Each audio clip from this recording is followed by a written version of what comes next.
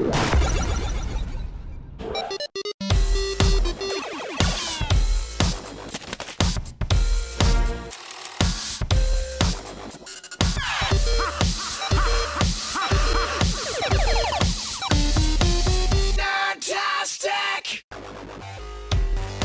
guys, welcome out to another episode of Nerdtastic. I'm Ben, and sitting to my left is Craig. How you doing, Craig? I'm awesome, ready to go. Well, today we are talking about something that has plagued video games for an entire generation, possibly even more, sequelitis. Lately, Call of Duty Ghosts came out and the latest Batman game, and a lot of people complained, oh, it's just the same game all over again. Well, what do you think, Craig? Is it the same game? God. It started with one guy who was really mad at Call of Duty or Madden or whatever it was, and all of a sudden it's like snowballed. Someone was like, yeah, it is the same game every time. It's not the same game every time, and if it is, you have nowhere to look but yourself. I'm sorry. Like, at the end of the day, if a company is going to make the same game every year, stop buying it. Do you really think it's the minority on the internet that is complaining, or is that actually a majority and they just buy it because everybody else is? It may be the majority on the internet, but that's still the minority of gamers.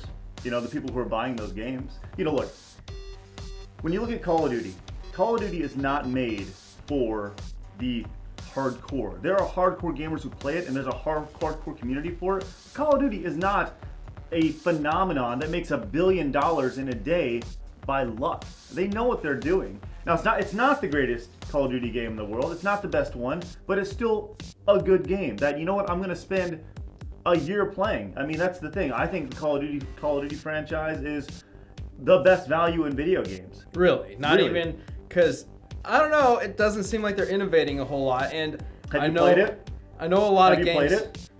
Unfortunately, no. Okay. I have not. But I have played other Call of Duties, and they all seem pretty similar to me. Well, that's the thing, is because you don't know the idiosyncrasies of it. Like, you look at a series like Madden. You know, I was talking with Brian. I don't play Madden. I haven't played Madden since '93, right? Madden '93 was the last one I really played. But Brian will tell you that the difference between Madden 13 and Madden 25, which was their 25th anniversary edition, is pretty drastic. They've implemented an entire new engine between 13 and 25. But those who don't know about it, like me, I don't know enough about Madden, see it as the exact same game. It's ignorance. And that's the word that people don't like to hear, but ignorance simply means you don't know enough about the topic. And people don't know enough about the topic. I mean, if they did, they'd stop complaining about it and then look in the mirror when they go out and buy Mario every year. Does that speak volumes about the industry, do you think?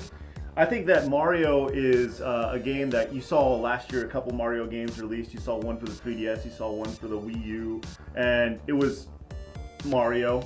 You know, it was a 2D Mario game. And look, every Mario game is fun. It is. Every Mario game is fun. I was not excited for Mario 3D World Land, whatever it is that's coming out for the Wii U, coming up.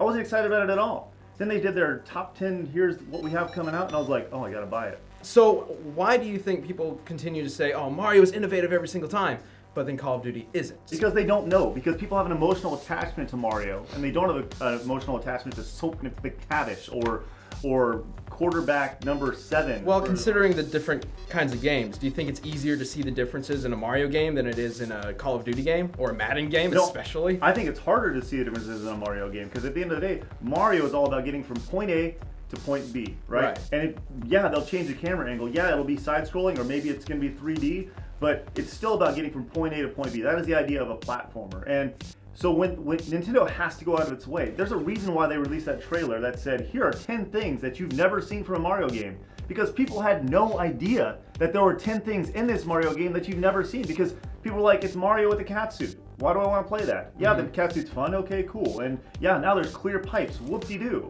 But I think what platformers have that sets it apart from shooters and sports games is that it's got a different presentation. Like you say, the game is about getting from point A to point B.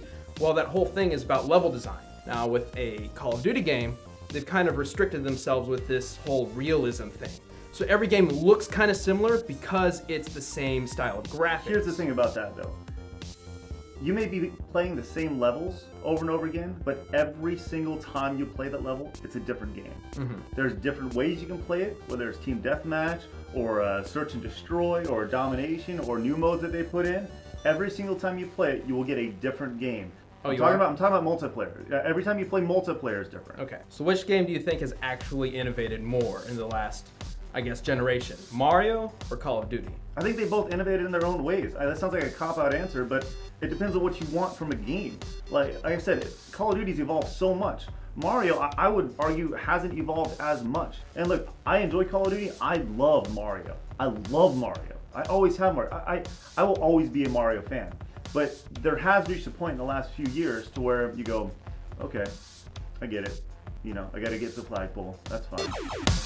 I guess that's our opinion on the matter. Level heads kind of have a different opinion on whether or not Mario and Call of Duty have this crazy epidemic going on, and whether or not it's actually a problem for the industry. I have no problem for it. If it was a problem for the industry, they would stop doing it. Well, what do you guys think? Let us know in the comments, and definitely let us know what you think we should Nerdtastic about on the next episode of Nerdtastic. If you think I'm an idiot, give this episode a thumbs up. I'm sure there'll be plenty. That's all. Thanks, guys. I'm Ben. I'm Craig. See you guys next time. Nerdtastic! Well, that's Nerdtastic. Hope you enjoyed the new set, and be sure to let us know if you did in the comments. Also, check out these other Call of Duty or Mario videos and Craig's unboxing of a PS4.